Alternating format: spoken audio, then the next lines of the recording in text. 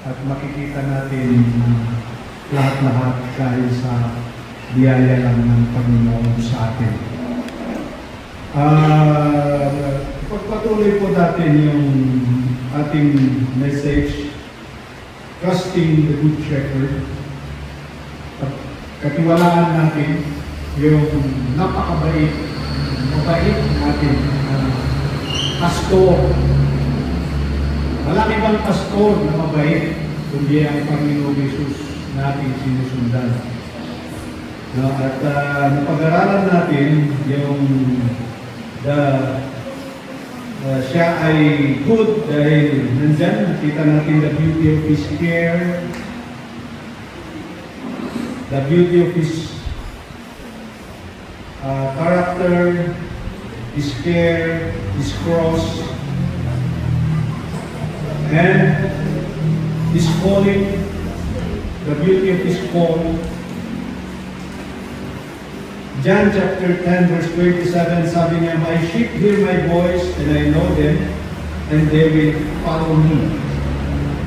Dito sa John chapter 10, emphasize may bigyan yung good shepherd, napakabait na pastor na siyang nag-aalaga sa atin. Hindi niya lang tayo inimbita para maligtas. Ito na naman ang salvation. Hindi niya lang tayo inimbita para maligtas, kundi para lumakad sa Kanya. No? Mapicture niyo ba ang isang pastor na sa kanyang mga inalagaan na pasto na mga karnero, mga tupa, ay inaakay niya mga yan at gusto niyang makasama pag sila'y naglalakad para maipagkita niya at maibuhos niya ang kanyang pagmamahal sa kanyang mga tupa. And again, gaya ng sinabi ko last time, yung mga tupa na nagpapasapot sa pag-alaga ng pastor, ang siyang nakakaramdam ng pag-aaruga ng isang mabait na pastor. Kahit tayo'y masasabing sheep, dahil nagligtas ka na at may hambing mo yung sarili sa isang tupa, kung hindi ka lumalakad na kasama mo ang Panginoon, maliligaw ka pa rin at hindi makita sa iyo yung pagiging tupa na inaalalayan ng mabait na pastor. Kaya napakaganda na bilang isang tupa ay lumakad tayo according to His leading and under His care. Otherwise, mawawala tayo sa ating pinata na daan kahit sabihin mo Kristiyano ka na. Makita natin sa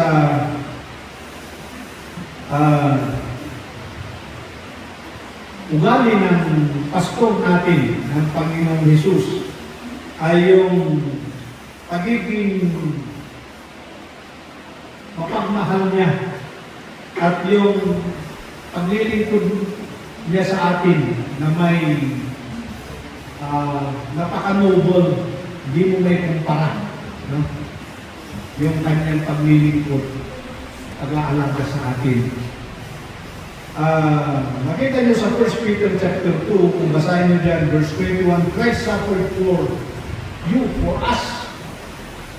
At sabi nito, living an example. Living an example. 1 Peter 2:21. Yan ang napakaganda na dapat tangkilikin ng mga Kristiyano. Yung napakagandang pagmamahal at paglilingkod ng Panginoon sa atin. Alam niyo po ba na hindi nagsasawa ang Panginoon Jesus na umaako ng kanyang responsibilidad bilang pastor sa ating buhay. Hindi niya pinagsasawaan yan, kundi mahal niya ang kanyang ginagawa para sa atin dahil mahal na mahal niya tayo. Kaya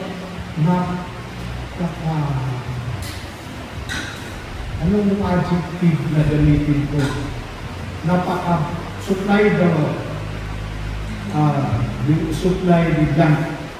Napaka-blank naman natin kung sa ganon na pag-alaga ng Panginoong Hesus bilang pastor sa atin ay tayo pa rin ang may kusang loob na umihiwalay, lumalayo at umaayaw sa kanyang pagpapastor sa atin. Ano ang ilagay mo doon sa blank na yan? Nakuha niyo ba? Napaka-blank naman natin kung sa kagandahang loob, pagmamahal, noble na paglilingkod ng Diyos sa atin, Panginoong Hesus, ay tayo pa rin ang umaayaw, umaalis. Na ewan ko. Yan. Pala na kayo kung anong ilagay ninyo dyan sa paklang na yan. Pero, yan ang isang nangyayari, katotohanan na nangyayari sa mga Kristiyano. Ewan ko kung bakit. Alam niyo ba, di ba ang problema ng mga Kristiyano kung minsan, gusto natin mag-ilaw, mag-liwanag. Ewan ko kung meron yan sa isip ninyo na gusto ninyo makita sa inyo ang pagiging tunay na Kristiyano. Kung meron yan nakaisipan, ay ang solusyon o ang kailangan natin, alam niyo ba, huwag natin ilayo ang sarili natin, ang buhay natin, ang lakad natin sa Panginoong Hesus. Dahil para tayong salamin, na pag nakadikit tayo sa Kanya, ang image ni Kristo ay lumalabas, nakikita sa atin. Kung makita mo isang salamin, parang yan na lang salamin, nakikita mo dyan dahon. Yan, tanim na yan. Tanim ba yan? Hindi tinanim, may nagtanim yan. Gusto nagtanim. Ang dahon na yan ng mga kawal. Ewan ko anong tawag yan. Bruno ba yan ito? Olivda, kung ang Ilocano. Pag tingnan mo yan, napapansin mo, yung tanim sa labas, hindi mo napapansin na meron nakaharang. Salamin yan. Kung tayo ay malapit sa Panginoon, ganyan ang itsura natin. Tayo yung salamin, yung nasa likod natin na nakikita nila ng tao, dahil nakikita tayo sa Panginoon Hesus, yun Jesus ang nakikita.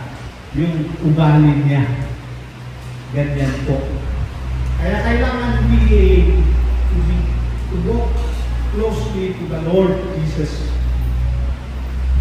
Hindi pwedeng sabihin kung Kristiyano ako, mag-inilaw ako ang nasa likod mo naman makamundo. Yung makamundo lalabas, yun ang mag-reflect mo. Diba? Dala ka ng salamin, dalhin mo sa basurahan. Tingnan mo, ilagay mo doon sa harap ng basura, makikita mo basura kasi behind that is garbage. Parang ganun tayo. Now, bilang isang tupa, na ang karakter ng tupa ay parang malapit-lapit lago sa humility, pagiging defenseless. Yan, napakaralan natin last time. Yan ay dahil sa pag-design niya, ginawa ng Diyos sa Kanya. Kung ginagamit ang tupa na magpicture sa Panginoon Hesus. Yun ang dapat nalalabas sa atin. Nagiging tupa na yan. Mga tupa ng Panginoon, huwag tayong magiging tupa. Kahirap ang tupa. Alam niyo yung topak? May topak.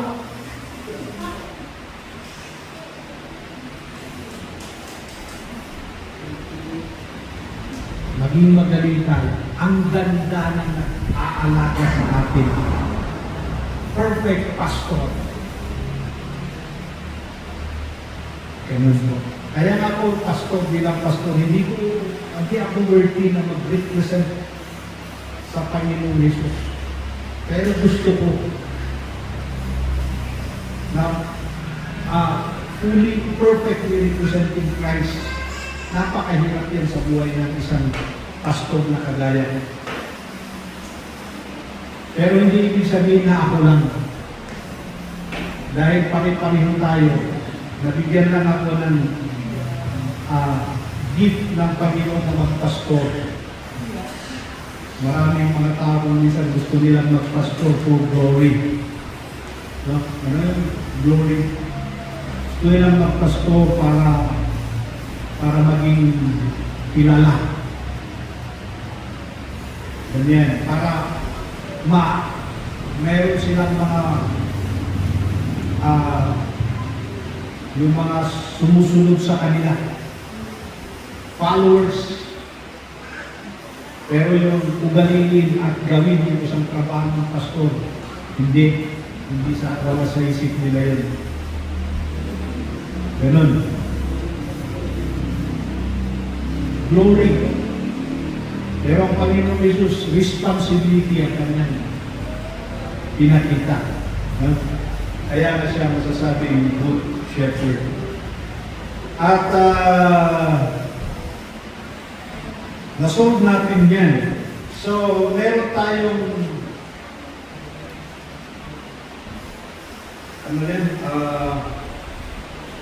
tatlong para ma-challenge tayo. That is, reflect. First is reflect. Follow His voice with trust and surrender. Follow the voice of our pastor with trust and surrender.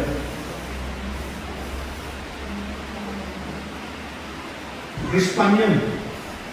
You reflect, do people see the beauty of Christ loving you? Respond, follow His voice with trust and surrender.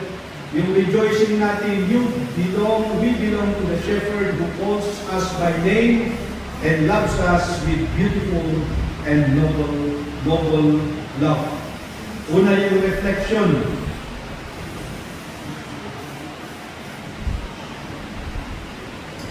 Nakikita kaya ng tao ang pagmamahal na gaya ng pagmamahal ni Kristo sa atin. Nararamdaman kaya nila yung pagmamahal ni Kristo sa atin dahil sa atin. Pero balik na tayo muna doon bago yung tanong na yan. Ramdam mo ba na mahal ka ng pastor, ang Panginoong Hesus? Nararamdaman mo ba yung pagmamahal? Kasi pag hindi mo nararamdaman yung pagmamahal ni Kristo sa iyo, paano mo may reflect yan? Di ba?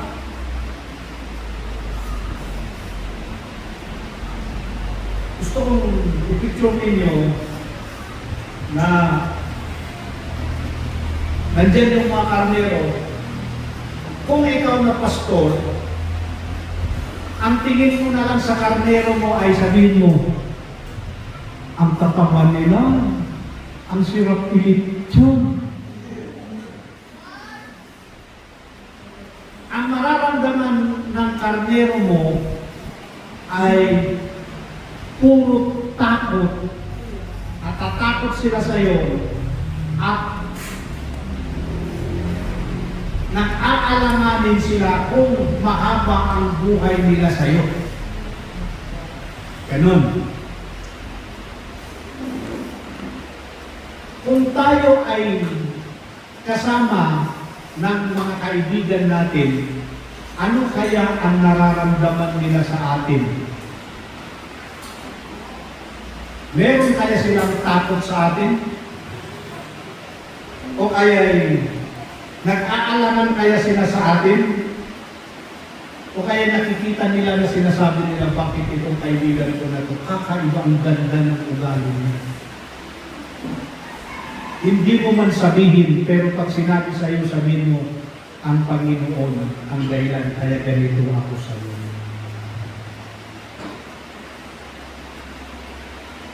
Kaya ang hirap ng isang Kristiyano na wala man lang kaibigan at wala man lang nagmamahal sa Kanya at wala kasi din siyang minamahal.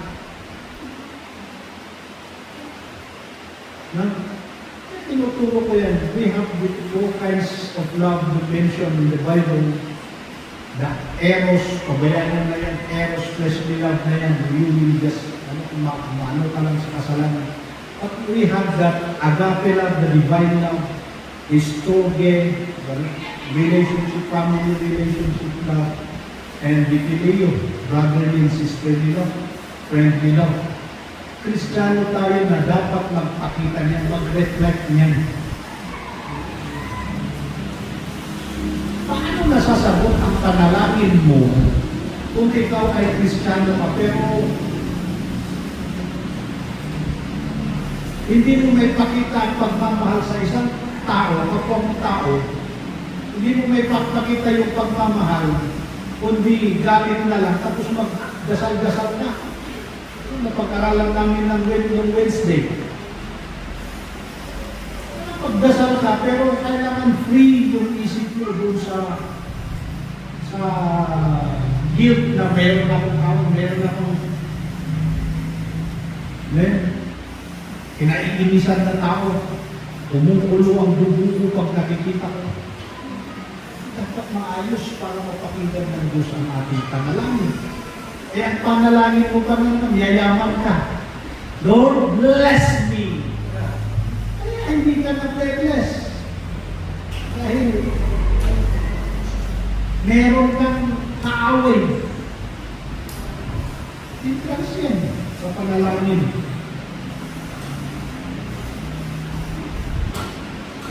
Alam niyo itong sinasabi niya dito na my voice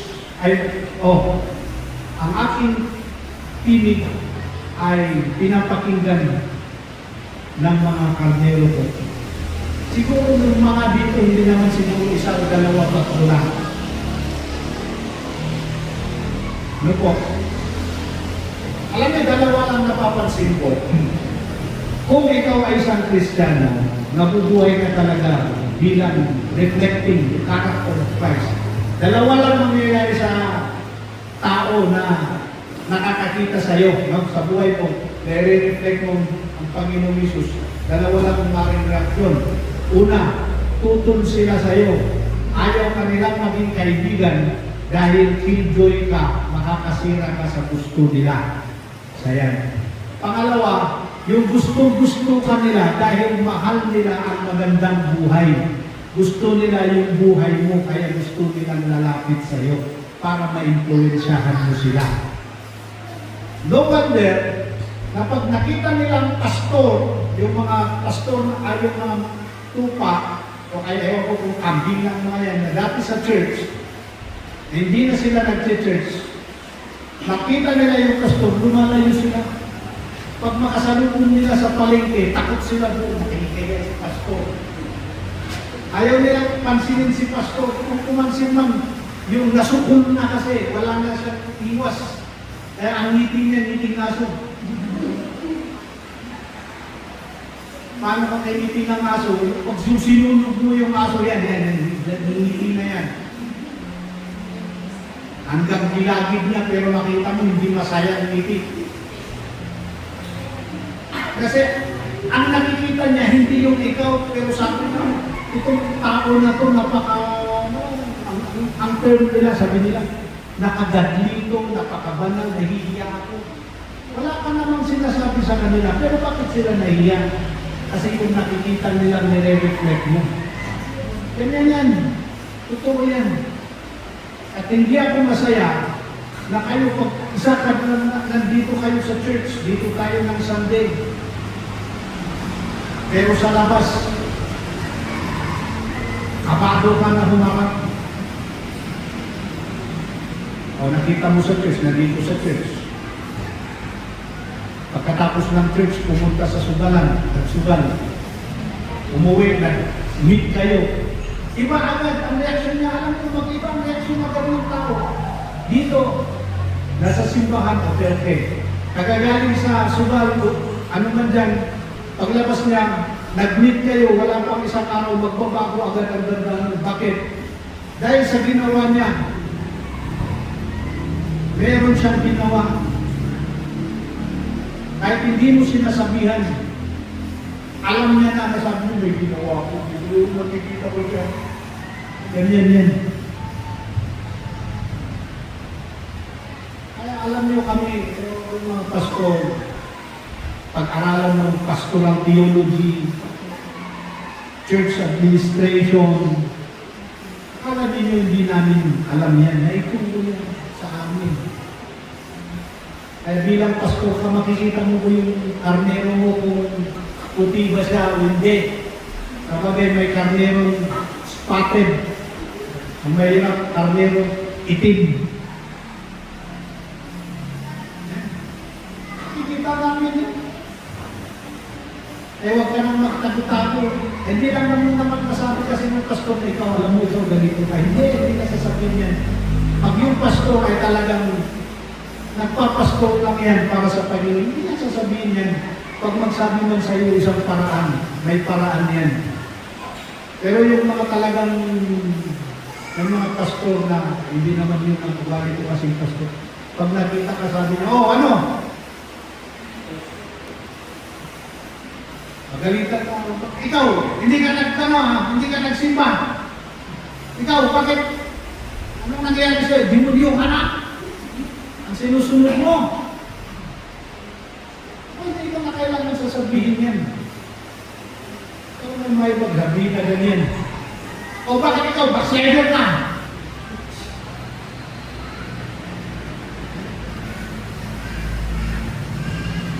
May mga nagkukumpran, pasok-pasok yan, pero alam nyo, depende yan sa mga pastor. But the Lord Jesus, yan ang gusto ko yun. Depende kung anong maintindihan mo. Siguro sa mga ganun na pastor, may ibang pag-intindi kay Jesus. Pero ang pinakamodel nating pastor, si Jesus. Kaya kung yun ang nakikita nyo sa akin, yun ang naintindihan ko sa Panginoon Jesus. Kayo naman, na mga karnero, mga tupa, hindi kayo magtantago o ano dyan mga ayusin nyo na lang para maganda pag nakita mo si pastor, ngiti ang ano mo, bigay mo, maganda, ngiti mo. Maganda. Walang guilt. Ang saya-saya mo pa. Nakikita mo yan, pag nasaan, mabindor na pag nakita nilang pastor sa labas ay pastor! Yan. Kahit siguro sa paligid, hindi ako mahihiya. Dahil ganyan ang ano mo, saya mo na. Pero yung may pinatago ka, tapos kita kayo yung tamla-tamlay mo. Partihin na natin ito. Anong gawin mo? Pag ikaw pastor ka, may matamlay na karnero mo na ewan mo, siyempre magsuspitsa ka. Ako nga pag may yung manok ko, marami akong manok mo. Kita mo lang na parang sinisipon-sipon o ewan mo. Wala na. Ang justisya sa kanya ay ano? Katayo na, sa kawin na gano'n. Saan po? Yan. So, So, mga kapatid, i-reflect natin ang Panginoong Jesus.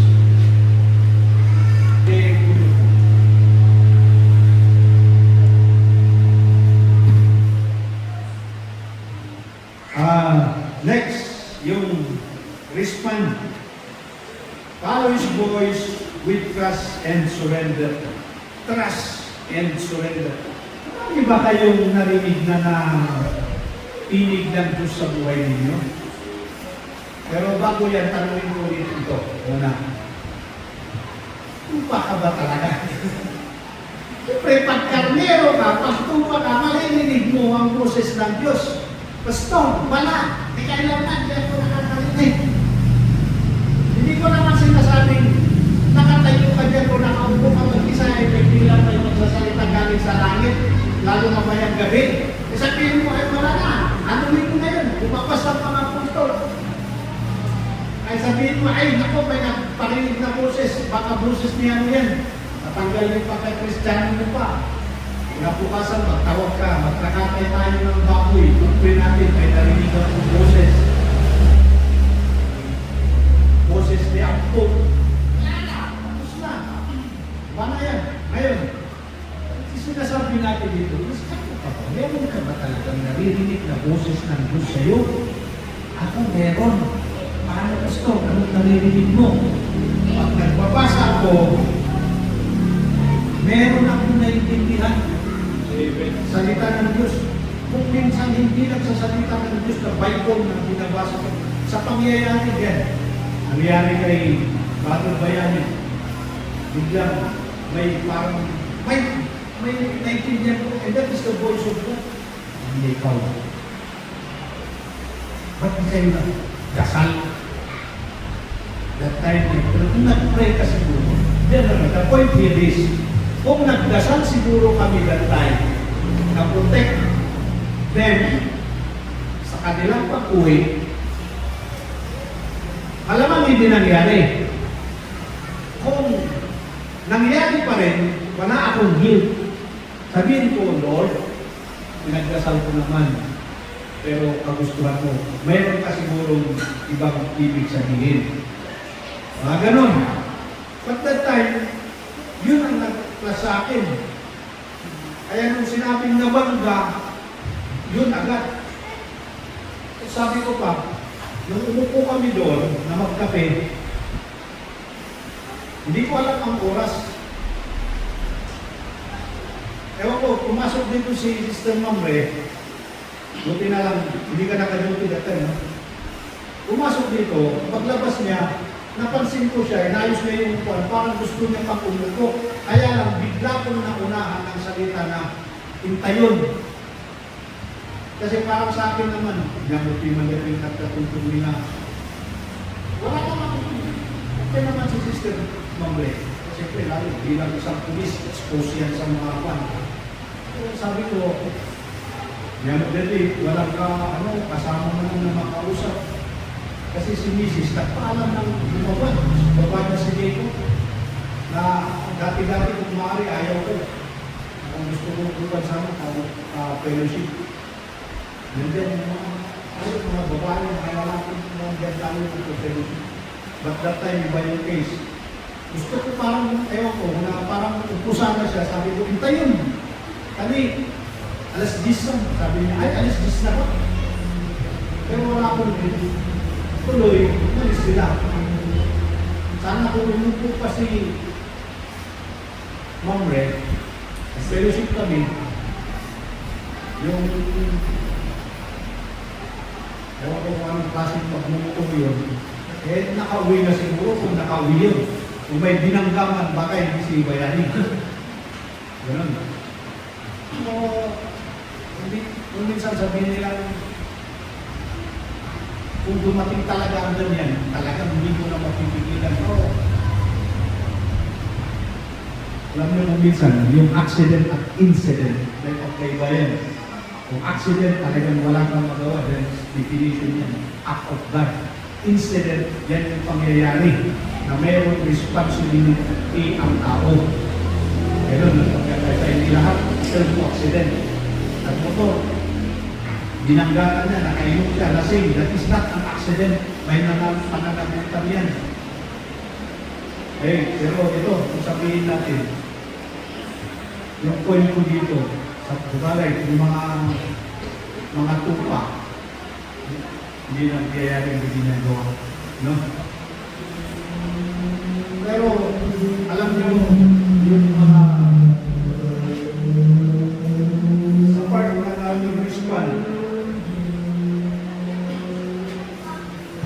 kung mayroon tayong narinig na tinig ng Diyos sa atin, sundin natin sa mga nangyayari sa buhay. Kung may hirap sa iyong buhay, nangyayari, bakit ang hirap ng buhay ko? Ganito ang ginagawa. Dalawa lang yan. Ulit, dalawa lang ulit yan kung may hirap sa buhay mo. Either pinapato ka ng Diyos o kaya sinusubok ka ng Diyos. Hangganan na yan.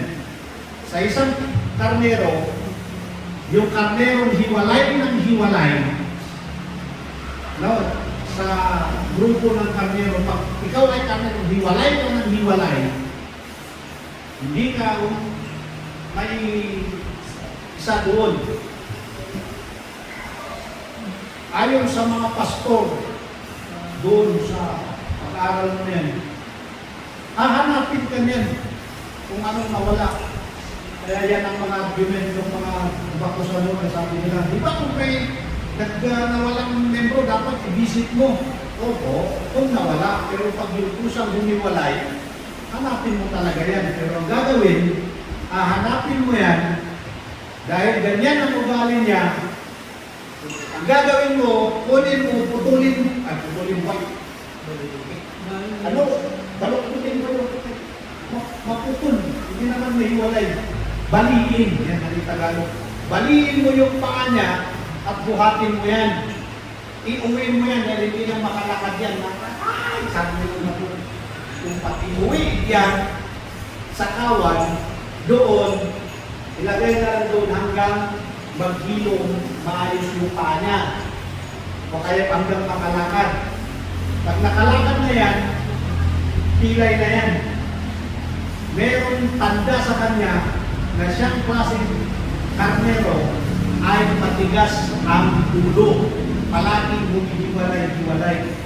Hindi ka papatayin, pero babalikin yung amo. Ang mga Kristiyano na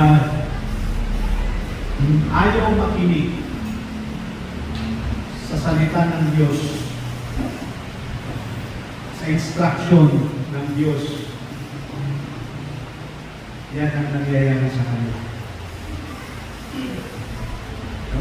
Kaya sa katigasan, naghihirap ka. Kaya simple lang naman ang gawin mo. Pag ganang kalagayan, madali lang. Lalapit ka sa Panginoon, sabihin mo, Lord, lumayo talaga ako sa iyo. Ibalik mo ako. Sabihin mo, ibalik mo ako. Ito yung para sa mga karnero, ibalik mo ako sa iyo. Kahit pilay na ako. I'm not talking na literal na iika-ika ako. Kaya pwedeng ganun din. Dahil tanggayan ng ano. O kaya ay maraming may sakit ka, hindi na magandang buhay mo. Ibalik mo ako. Doon maghihilong ka pag may balik ka sa Diyos. Ano lang ang gawin? Galing sa puso mo. Sabihin ko ito, para sa karnero. Karnero yung mga ligtas. Yung kumilala sa Panginoon. Pero pag ikaw ay kambing, that is the description ng Bible. Kasi pag unbeliever ka, kambing. Pero pag kambing ka pala, ay wala, hindi mo marinig ang boses ng pastor. Ang Panginoon, sumanggo ka pa eh. Pero, meron kang pagkakataon para ma-convert ka from being a goat to a sheep, yan, kilalanin mo ang Panginoon na siyang tagapagligtas, tanggapin ko siya sa buhay mo at pagkatiwanan mo sa kanyang buhay. Diyan ka makukonvert, siya ang magbago sa iyo. At pagpatuloy tayo, pagpatuloy ka na sundan ng Panginoon, pakinggan mo ang kanyang tinig na may pagtitiwala. Yan, itong next. Ang mga Kristiyano kung minsan, kaya ayaw nilang pakinggan ang boses ng Diyos, ng pastor sa kanila. Dahil wala silang tiwala. Napakasimple lang. Halimbawa, ano yan? But seek ye first the kingdom of God. Bakit wala ka? Kasi wala kang tiwala dun sa unahin mo ang Diyos. At anong susunod? All these things shall be added. At ang gandang versikulo, ang gandang pangako. Anong sabi niya? Unahin mo ang Diyos. Anong problema mo sa buhay? Problema mo, gaya ng problema nila noon. Anong pagkain, shelter, inumin mo, yung clothes mo. About your health, gusto nating mahaba ang buhay. Available yan sa Diyos. Amen? Available po yan. But, anong sabi na sa Matthew 6:33? Unahin mo ang Diyos. Dahil anong kwento, anong kwenta na bigyan ka ng salon at kalusugan na maganda kung hindi mo din lang gagamitin sa Diyos? Bakit ka hihingi-hingi? Huwag mo na, sapat na kung ano yung buhay mo, tama na, hanggang doon ka na lang. Hihingi ka na mag-aabang buhay. Huwag na. But that is, abay na po yan, mag-aabang ko. Sa akin, itong problema ninyo. But seek ye first the kingdom of God.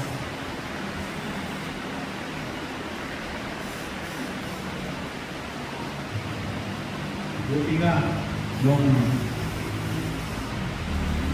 nakagala pa lang si Bayani sa ospital, kung ako,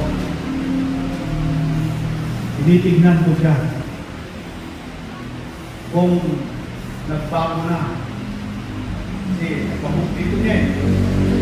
Nakita ko yung sulat dito, parang bilog, yung matatahi.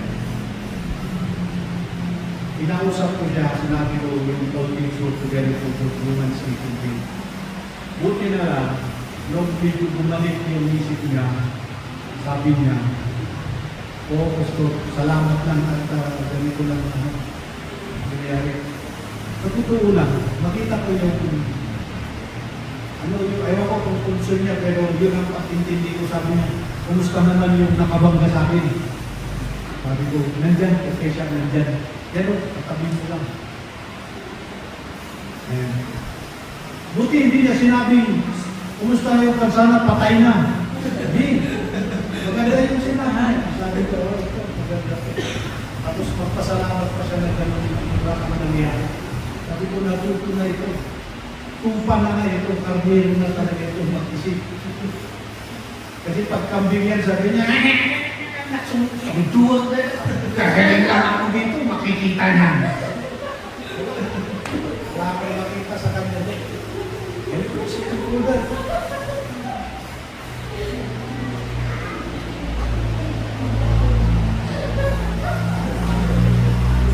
Ang yun naman talaga. Dahil naniniwala siya na all things work together for you not to trust God's word. Diba? So, nakikita-kita na tayo ang may problema. Problema mo, hindi ka aangat. Kasi ang dami kong hindi maniwalaan sa salita ng Diyos eh.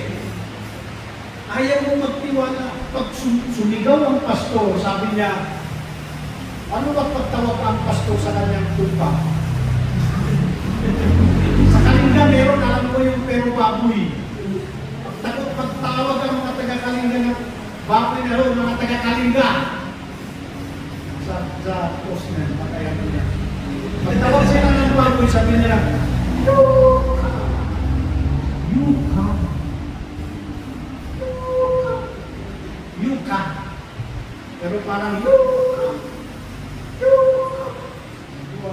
gusto yung baboy nila.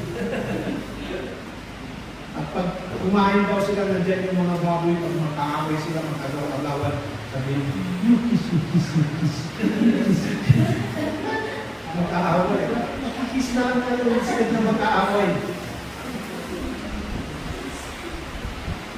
Ganun sila sila, ewan ko sa kardero. Pero suppose, assuming, baboy tayo. Pag narinig mo yung alam mo na may tumatawag. Ikaw na yung tinatawag. Huwag kang lalayo, lalapit ka. Sa kanya rin tinatawag ka. Magtiwala ka doon. Hindi ka tatawagin para kakatayin. Naintindihan natin yan. That is the good shepherd. That's our good shepherd. And lastly, yung pangatlo dyan na R ay yung let's rejoice. Rejoicing. We belong to a shepherd who calls us by our name and loves us beautifully with a noble love. Ang tanong mga karnero ng Panginoon dito. Ito ang tanong ko.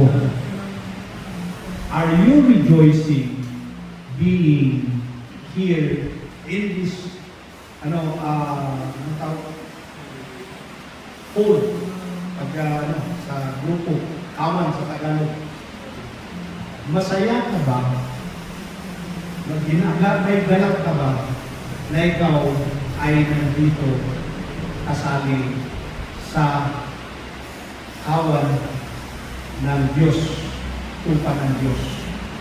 Meron ka bang nararamdaman o nandito ka dahil sa ibang mga rason? Gusto ko dyan sa church kasi walang kites dyan. Hindi sila nagpapa-kites.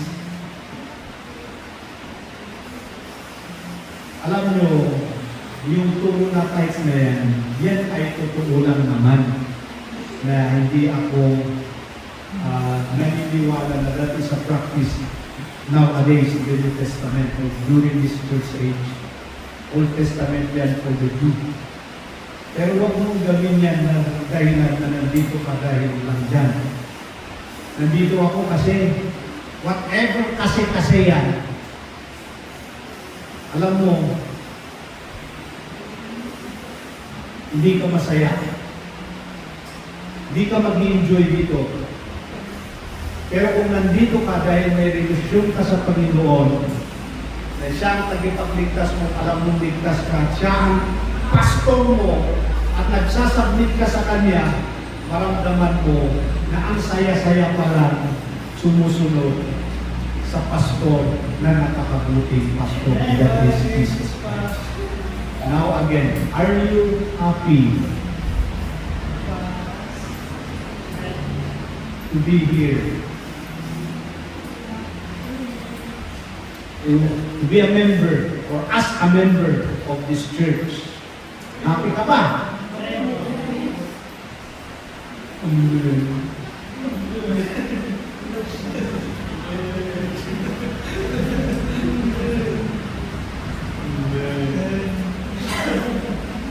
Hoy, hindi ako nanaano sa inyo ha. Wala akong pinapahirapan at wala akong kung sa akin sinisigurado mo kung hindi ako makikapabigat sa inyo. Bakos gusto kong maging makapatulong sa inyo by serving, ministering dahil sa Panginoon. Hindi ako nagsasabi sa inyo ni kailanman na ikaw, membro ka dito, kagaya ng ibang pastor, ikaw membro ka dito, ako kumakain, magbigay ka ng ganito. Wala kayong narinig yan sa akin, wala kayong narinig. Yan panalangin ko pa nga, bless me, O Lord, para makatulong ako sa mga itong na members dito. Makita niyo, hindi lang dito kahit sa labas. Yan ang ministry na gusto kong gawin. Paglilingkod ko sa Diyos. Kaya wala akong alam na maging dahilan unless yung iba ang ugali kasi ito common na napag-aaralan ko sa mga churches. May mga iba na nadidismaya na sa church. matamaan sa preaching kasi kagagawan niya. Ang gagawin niya na lang, unti-unti niyang hindi makaten, hindi makaten, ganyan. Pagkatapos, sa susunod na mga araw, maghahanap yan ng dahilan.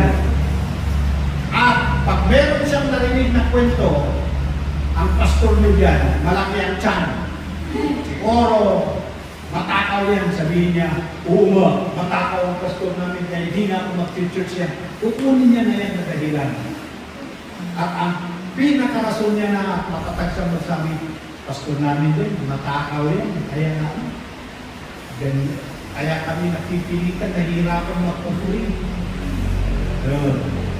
Natindihan niyo yung gusto kong sabihin? May mga church members na dahil hindi na masaya sa kagagawan nila, naghahanap sila ng dahilan para aalis sila ng church. At ang pinakamaganda at parang acceptable na dahilan, yung pastor mali. Yung pastor ang may mga flaws, may mga pinupuna. Ayan. Tingnan nyo. Kaya salamat and praise the Lord kung masaya ka dito sa church na ito. Sana panalangin ko mag-grow ka pa, mag-grow ka ng mag-grow, at matuto ng matuto, at may reflect natin ang Panginoong Jesus. Mag-reflect sa buhay mo, marami din mag-bless. Yan. At patuloy kang nagtitiwala sa mga salita na inyong napapakinggan dito sa church, sa iyong binabasa, at naintindihan mo kung anong nangyayari sa buhay mo bilang isang Kristiyan.